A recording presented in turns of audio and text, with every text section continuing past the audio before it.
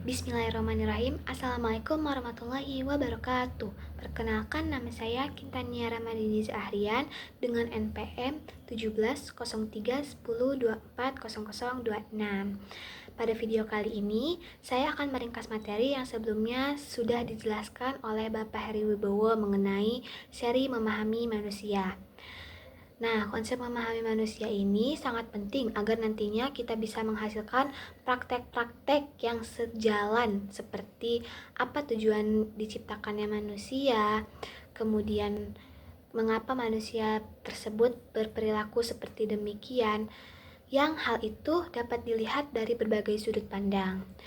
Maka kita perlu menganalisis secara mendalam dan perlu memiliki kemampuan berpikir kritis mengenai konsep manusia supaya nantinya tidak terjadi kekeliruan dalam memahami manusia. Salah satu pakar psikologi Indonesia berpendapat bahwa sebelum kita memberdayakan orang lain, kita harus terlebih dahulu memberdayakan diri sendiri.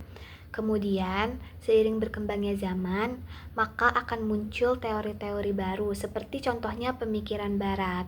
Namun, teori-teori baru ini justru malah menunjukkan penurunan dalam aspek moral dan spiritual. Hal ini ditunjukkan oleh fakta-fakta yang dinyatakan oleh Erich Fromm yang menyatakan bahwa manusia modern saat ini tetap merasa hampa meskipun ia telah kaya atau telah sukses secara material. Nah, dari situ muncullah kebutuhan emosional yang tidak terpenuhi.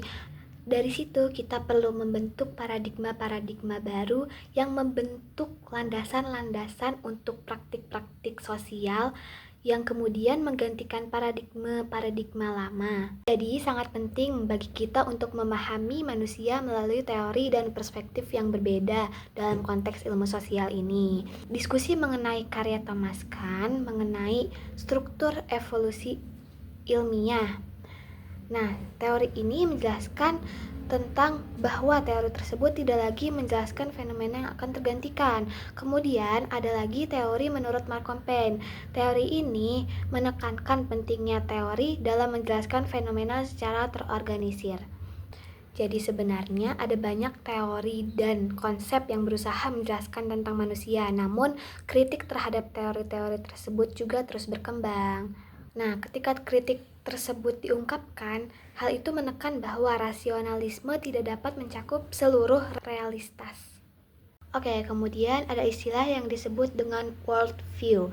Worldview adalah suatu pandangan hidup atau orientasi kognitif yang mendasar suatu individu atau masyarakat yang mencakup seluruh pengetahuan dan sudut pandang individu atau masyarakat. Kata worldview ini pertama kali ditemukan dalam bahasa Jerman Weltanschauung yang terdiri dari Welt artinya dunia dan Anschauung yang artinya pandangan. Ini merupakan konsep dasar filsafat dan epistemologi Jerman yang mengacu pada persepsi dunia yang luas.